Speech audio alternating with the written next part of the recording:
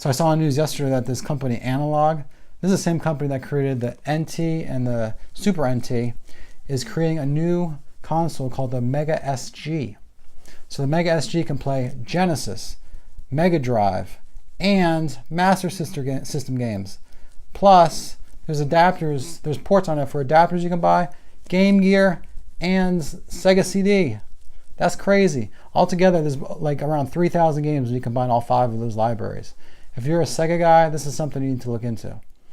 I'm personally more of a Nintendo fanboy, so I'd probably be looking into something like the Analogue NT or the Super NT, which is the NES and Super NES version of it, of the Mega SG.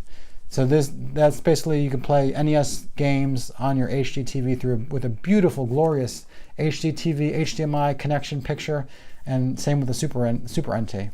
I might consider getting one of those. I don't know, we'll see. But I do like the way that this company Analogue is releasing these consoles.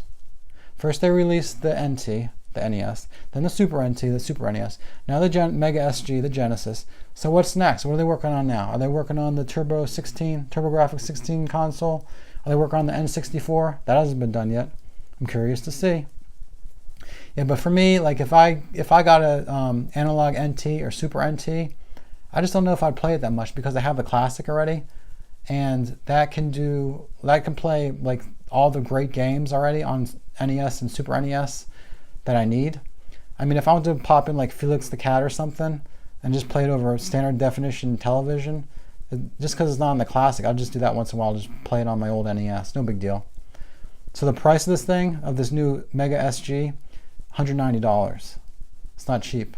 I think that the NT and the Super NT, the NES and Super NES versions were also a similar price. So this thing isn't exactly cheap, so you have to be a pretty hardcore fan to buy one of these things. But yeah, check it out, the Mega SG, if you're a Sega guy. Definitely something cool to look into. Also, it uses hardware and not emulation like the Hyperkin Retron does. That's kind of a cool feature. Maybe it'll make those games a little bit better, faster, and more original like the real hardware. You thinking about buying one? Leave a comment below. Thanks for watching. Have a good night.